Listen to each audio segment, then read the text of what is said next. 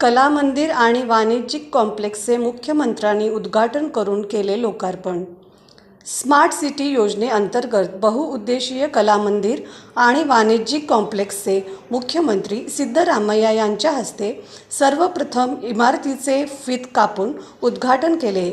यानंतर smart city योजनेअंतर्गत 56 कोटी रुपये खर्च करून उभारण्यात आलेल्या कला मंदिर व्यापारी संकुलाचे मुख्यमंत्री सिद्धरामय्या यांच्या हस्ते तसेच मंत्री सतीश जारकीहोळी, भैरती सुरेश, लक्ष्मी हेब्बाळकर, आमदार अभय पाटील, आसिफ शेठ, MLC हट्टीहोळी यांच्या हस्ते वृक्षाच्या रोपाला पाणी घालून कार्यक्रमाचे उद्घाटन करून लोकार्पण केले।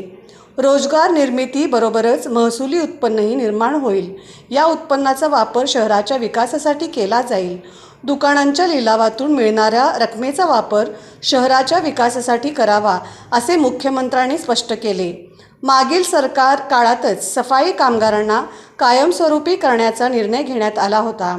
कंत्राट पद्धतीऐवजी थेट नियुक्तीद्वारे किमान 17,000 रुपये पगार दिला जात आहे।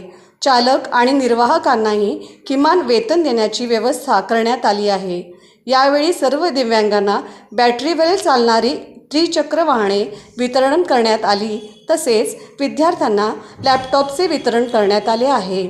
यावेळी बोलताना नगरविकास मंत्री भैरती सुरेश म्हणाले, ಇವತ್ತು ಸುಮಾರು 1394 ಪೌರ ಕಾರ್ಮಿಕರಿಗೆ ಸುರಕ್ಷಾ ದಿರಿಸು ಮತ್ತು ಉಪಹಾರ ಸೇವಿಸುವ ಕಿಟ್ ಅನ್ನು ರಾಜ್ಯ ಸರ್ಕಾರದಿಂದ ಸಿದ್ದರಾಮಯ್ಯ ಸಾಹೇಬರ ಒಂದು ಆಶೀರ್ವಾದದಿಂದ ಇವತ್ತು ನಾವು ಕೊಡ್ತಾ ಇದ್ದೀವಿ। ಇಡೀ ರಾಜ್ಯದ ಪೌರ ಕಾರ್ಮಿಕರು ಸುಮಾರು 25,000 ಪೌರ ಕಾರ್ಮಿಕರನ್ನ ಸರ್ಕಾರಿ ನೌಕರರೆಂದು ಪರಿಗಣಿಸಿ ಅವರಿಗೆ ಮೊದಲನೇ ಬಾರಿಗೆ ಅವ್ರು ಮೊದಲನೇ ಸರಿ ಮುಖ್ಯಮಂತ್ರಿ ಆಗಿದ್ದಾಗಲೇ ಪೌರ ಕಾರ್ಮಿಕರನ್ನ ಮುಖ್ಯವಾಹಿನಿಗೆ ತರುವಂತಹ ಕೆಲಸ ಮಾಡಿದ್ರು। ಈಗಲೂ ಸಿದ್ದರಾಮಯ್ಯ ಸಾಹೇಬ್ರು ಹೇಳಿದ್ದಾರೆ, ಈ ಹಂತವಾಗಿ ಇನ್ನು 3 ವರ್ಷ ನಮ್ಮ ಸರ್ಕಾರ ಇರ್ತದೆ, ಸಿದ್ದರಾಮಯ್ಯ ಸಾಹೇಬ್ರು ಮುಖ್ಯಮಂತ್ರಿ ಆಗಿರ್ತಾರೆ। ಇಡೀ 3 ವರ್ಷದಲ್ಲಿ ರಾಜ್ಯದಲ್ಲಿರುವಂತಹ ಎಲ್ಲ ಪೌರ ಕಾರ್ಮಿಕರನ್ನು ಸಹ ಆಯಾ ಸ್ಥಳೀಯ ಸಂಸ್ಥೆಗಳ ಮುಖಾಂತರ ನೇರವಾಗಿ ಅವರಿಗೆ ಸಂಬಳ ಕೊಡುವಂಥದ್ದು ಮತ್ತೆ ಸರ್ಕಾರಿ ಕೆಲಸಗಳಿಗೆ ಅವ್ರಿಗೆ ಕೊಡಬೇಕು ಅಂತ ಹೇಳಿ ಇವತ್ತು ಸೂಚನೆಯನ್ನು ಕೊಟ್ಟಿದ್ದಾರೆ। ನಾವು ಮುಖ್ಯಮಂತ್ರಿಗಳು ಏನ್ ಹೇಳಿದ್ದಾರೆ ಅದನ್ನ ಶಿರಸಾವಹಿಸಿ ನಾವು ಮಾಡ್ತೀವಿ। ಯಾಕಂದ್ರೆ ಬಡವರ ಪರವಾಗಿ ಇಡೀ ದೇಶದಲ್ಲಿ ಅತಿ ಹೆಚ್ಚಿನ ಕಾಳಜಿ ಪ್ರೀತಿ ಏನಾದ್ರೂ ಇದ್ರೆ ಅದು ನಮ್ಮ ಮುಖ್ಯಮಂತ್ರಿ ಆದ ಸಿದ್ದರಾಮಯ್ಯನವರು ಅಂತ ಹೇಳಲಿಕ್ಕೆ ನನಗೆ ಬಹಳಷ್ಟು ಹೆಮ್ಮೆ ಅನಿಸ್ತದೆ। ಮತ್ತೆ ಮುಖ್ಯಮಂತ್ರಿಗಳಾದ ಸಿದ್ದರಾಮಯ್ಯ ಸಾಹೇಬರು ನಮ್ಗೆ ಆದೇಶ ಕೊಟ್ಟಿದ್ದಾರೆ, ಯಾವ್ದಾದ್ರು 2 ಡಾಕ್ಯುಮೆಂಟ್ ಅದಕ್ಕೆ GPA ಅಥವಾ ಕರೆಂಟ್ ಬಿಲ್ ಅಥವಾ ವಾಟರ್ ಬಿಲ್ ಯಾವ್ದಾದ್ರು ತಗೊಂಡು ಅದನ್ನ ಅವರಿಗೆ ಸಹ ಖಾತೆಗಳನ್ನ ಕೊಡ್ಬೇಕು ಅಂತ ಈಗಾಗಲೇ ಮುಖ್ಯಮಂತ್ರಿಗಳು ರಾಜು ಸೆಟ್ ಅವರೇ ಇದಕ್ಕೆ ಆಲ್ರೆಡಿ ಸಾಹೇಬರು ಆದೇಶ ಮಾಡಿದ್ದಾರೆ। ಇದರ ಜೊತೆಯಲ್ಲಿ ಸೆಲ್ಡಿಡ್ ಜೊತೆ ಇದ್ರೆ ಮಾತ್ರ ಅಲ್ಲ, ಅವರಿಗೆ ಎಲೆಕ್ಟ್ರಿಫಿಕೇಶನ್ ಬಿಲ್ಲು ಮತ್ತೆ ವಾಟರ್ ಬಿಲ್ ಯಾವ್ದಾದ್ರು ಇದ್ರೆ ಅವರಿಗೆ ಖಾತೆ ಮಾಡಿಕೊಡುವಂತ ಕೆಲಸ ಮಾಡ್ತೀವಿ। ಸುಮಾರು 55 ಲಕ್ಷ ಕುಟುಂಬಗಳಿಗೆ ಈ ರಾಜ್ಯದಲ್ಲಿ ಈ ಖಾತೆ ಸೌಲಭ್ಯ ಸಿಕ್ಕಿರೋದು। ಯಾವುದೇ ಮುಖ್ಯಮಂತ್ರಿ ಈ ಕೆಲಸ ಮಾಡ್ಲಿಕ್ಕೆ ಹೋಗಿರ್ಲಿಲ್ಲ। ಸಾಹೇಬ್ರು ಇದಕ್ಕೆ ವಿಶೇಷವಾದ ಒಂದು ತಂಡ ರಚಿಸಿ ನನ್ನನ್ನ ಒಳಗೊಂಡಂತೆ ಒಂದು ವಿಶೇಷವಾದ ತಂಡವನ್ನ ನೇಮಿಸಿ ಯಾವ ತರ ಈ ಖಾತೆಗಳು ಬಡವರಿಗೆ ಮಧ್ಯಮ ವರ್ಗದವರಿಗೆ ಕೊಡಬೇಕು ಅಂತ ಹೇಳಿದ್ದಾರೆ। ಅದನ್ನ 55 ಲಕ್ಷ ಕುಟುಂಬಗಳಿಗೆ, ಅದರಲ್ಲೂ ಬೆಳಗಾಂ ನಗರದ ಎಷ್ಟು 30,000 ಕುಟುಂಬಗಳ ರಾಜ್ಯವರ ಎಷ್ಟು 10,000ಕ್ಕೂ ಹೆಚ್ಚು ಕುಟುಂಬಗಳಿಗೆ ಈ ಖಾತೆಯನ್ನ ಕೊಡಿಸುವಂತ ಕೆಲಸ ನಾವು ಮಾಡ್ತೀವಿ ಅಂತ ನಾನು ಈ ಸಂದರ್ಭದಲ್ಲಿ ಹೇಳಿಕೆ ಬರ್ತೀನಿ। ಇವತ್ತು ನಾವೆಲ್ಲರೂ ಕೂಡ ಸೇರಿ ಈ ಕಲಾ ಮಂದಿರ ಮತ್ತು ಮಳಿಗೆಗಳು ಇರ್ತಕ್ಕಂಥ ಹೊಸ ಕಟ್ಟಡವನ್ನ ಉದ್ಘಾಟನೆ ಮಾಡಿದ್ದೇವೆ। ಈ ಕಟ್ಟಡವನ್ನ ಅತ್ಯಂತ ಸಂತೋಷದಿಂದ ಉದ್ಘಾಟನೆ ಮಾಡಿದ್ದೇನೆ ಅಂತಕ್ಕಂಥ ಮಾತುಗಳನ್ನ ಹೇಳಲಿಕ್ಕೆ ಬಯಸ್ತಾ ಇದ್ದೇನೆ।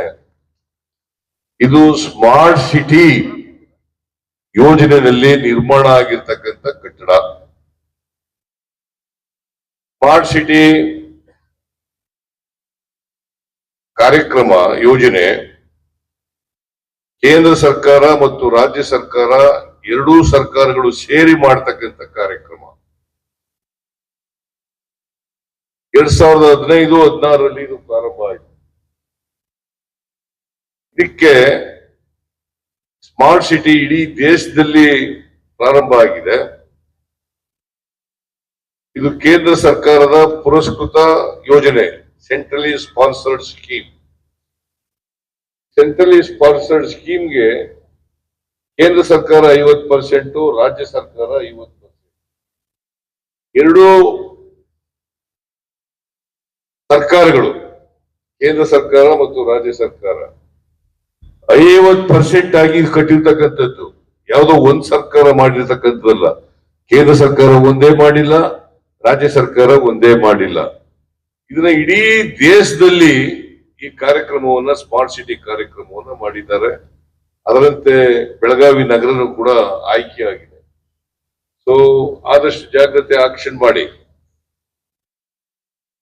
ಮಾಡಿ ಅದನ್ನ ನಗರ ಪಾಲಿಕೆಗೆ ನಗರ ಪಾಲಿಕೆ ಅಂದ್ರೆ ಬೆಳಗಾವಿ ನಗರದ ಅಭಿವೃದ್ಧಿಗೆ ಖರ್ಚು ಮಾಡ್ತಕ್ಕಂಥ ಹಣ ಮಾಡ್ಲಿ ಅಂತ ಹೇಳಿ ಈ ಸಂದರ್ಭದಲ್ಲಿ ಹೇಳಲಿಕ್ಕೆ ಬಯಸ್ತೇನೆ.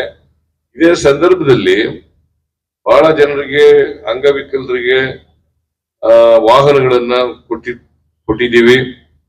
ಆಮೇಲೆ ಪೌರ ಕಾರ್ಮಿಕರಿಗೆ ಕಾಯಂ ಮಾಡ್ತಕ್ಕಂಥ ಕೆಲಸವನ್ನು ಮಾಡಿದ್ದೀವಿ. ಕೆಲವರಿಗೆ ಖಾತೆಗಳನ್ನ ಕೊಡ್ತಕ್ಕಂಥ ಕೆಲಸ ಮಾಡಿದ್ದೀವಿ.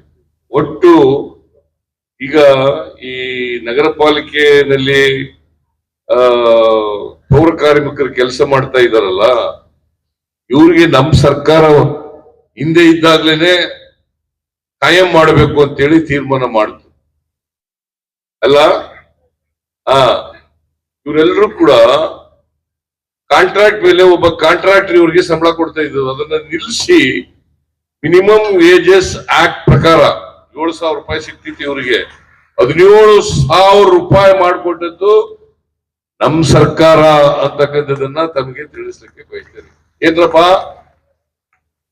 ಅಲ್ವೇಂದ್ರೆ 17,000 ಬರ್ತಾ ಇದೆ ಈಗ. ಅದಲ್ದೇನೆ ಈಗ ಕಾಯಂ ಮಾಡ್ತಕ್ಕಂಥ ಕೆಲಸನೂ ಕೂಡ ಆಗಿದೆ. ನಮ್ಮ ಲಕ್ಷ್ಮೀ ಹೆಬ್ಬಾಳ್ಕರ್ ಇದ್ದಾರೆ, 4,000 ಜನಕ್ಕೆ ಕೊಟ್ಟಿದೀವಿ. ಈಗ ಇನ್ನು ಉಳಿದಂತವ್ರಿಗೂ ಕೂಡ ಕೊಡ್ತೀವಿ. ಎಲ್ಲ ಉಳಿದಂತ ವಿಕಲಚೇತನರಿಗೆ ಎಲ್ಲರಿಗೂ ಕೂಡ ಕೊಡ್ತೇವೆ ಅಂತಕ್ಕಂಥ ಮಾತುಗಳನ್ನ ಹೇಳಲಿಕ್ಕೆ ಬಯಸ್ತೇನೆ. ಅಭಯ ಪಾಟೀಲ್ ಒಂದು ಮಾತು ಹೇಳಿದರೆ, ನಮಗೆ ಲಕ್ಷ್ಮೀ ಹೆಬ್ಬಾಳ್ಕರ್ ಕೂಡ ಹೇಳಿದ್ರು. ನಾ ಬರುವಾಗ ಅದಾಯ್ತಮ್ಮ ಹೇಳ್ತೀನಿ, 7 ಗಂಟೆ ಕೂತ್ಕೊಂಡು ಸ್ವಲ್ಪ ನೀನು. ನಿಮ್ ಕ್ಷೇತ್ರದಲ್ಲಿ ಆಗಿರ್ತಕ್ಕಂಥದ್ದು ಜಮೀನ್ ಅಕ್ವೈರ್ ಆಗಿದೆ. ಆ ಜಮೀನ್ ಅಕ್ವೈರ್ ಆಗಿರೋದಕ್ಕೆ ಅಕ್ವಿಷನ್ ಮಾಡ್ಕೊಂಡಿದ್ದಾರೆ. ಅಕ್ವಿಷನ್ ಮಾಡ್ಕೊಂಡಿರೋದಕ್ಕೆ ಕೆಲಸ ಆಗಿದೆಯಪ್ಪ ಮಾಡ್ಬಿಟ್ಟಿದ್ದಾರೆ. ಆ ಡಿಪಾಸಿಟ್ ಮಾಡಿರತಕ್ಕಂಥ ಹಣವನ್ನ ನಮಗ್ ಕಡಿಮೆ ಆಯ್ತು ಅಂತೇಳಿ ಅವರು ಜಮೀನ್ದಾರರು ತಗೊಂಡಿಲ್ಲ ದುಡ್ಡನ್ನ. ಆ ದುಡ್ಡೆಲ್ಲ ಅಲ್ಲೇ ಇದೆ, ಕೋರ್ಟ್ ನಲ್ಲಿ ಇದೆ.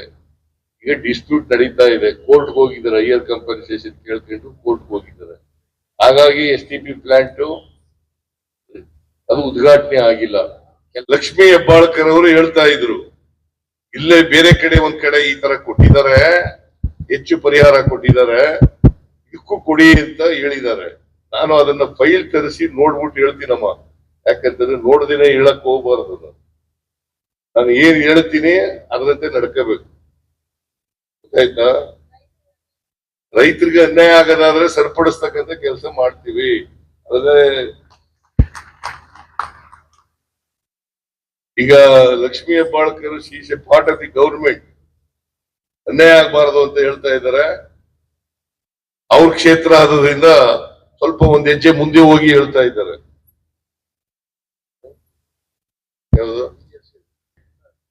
ಆಸಿಫ್ ಶೇಖ್ ಅವ್ರು ಹೇಳದನ್ನ ಮಾಡ್ಕೊಡಪ್ಪ, ಇವರು ನಮ್ಮ ಮನುಷ್ಯ, ಮಾಡ್ಕೊಡಿದ್ರು. ತಮ್ಮನ್ನು ಕೂಡ ಆತ್ಮೀಯರಾಗಿದ್ದಾರೆ. ನಮ್ಗೆಲ್ಲ 224 MLAಗಳು, 75 ಜನ MLCಗಳು ಎಲ್ಲರೂ ಕೂಡ ಆತ್ಮೀಯರೇ. ಕರ್ನಾಟಕ ರಾಜ್ಯದ ಮುಖ್ಯಮಂತ್ರಿ ನಾನು, ಬರೀ ಕೆಲವರ ಮುಖ್ಯಮಂತ್ರಿ ಅಲ್ಲ. ಆದ್ರಿಂದ ಬೆಳಗಾವಿಯನ್ನು ಕೂಡ ಅಭಿವೃದ್ಧಿ ಮಾಡತಕ್ಕಂತ ಪ್ರಯತ್ನವನ್ನ ಮಾಡ್ತೇವೆ. 6,928 ಕೋಟಿ ಈ ಸ್ಮಾರ್ಟ್ ಸಿಟಿಗೆ ಬಿಡುಗಡೆ ಆಗಿದೆ ಯೋಜನೆಗೆ. ಅದರಲ್ಲಿ 3,427 28 ಕೋಟಿ ಕೇಂದ್ರದಿಂದ ಬಂದಿದೆ. ರಾಜ್ಯದ ಸಮಗ್ರ ಅಭಿವೃದ್ಧಿಯನ್ನ ಮಾಡತಕ್ಕಂತ ಪ್ರಯತ್ನವನ್ನ ಮಾಡ್ತೇವೆ ಅಂತಕ್ಕಂಥ ಮಾತನ್ನು ಹೇಳಿ ಬೆಳಗಾವಿ ಕಾರ್ಯಕ್ರಮ ಇರೋದ್ರಿಂದ ಹೆಚ್ಚು ಮಾತನಾಡ್ಲಿಕ್ಕೆ ಹೋಗಲ್ಲ.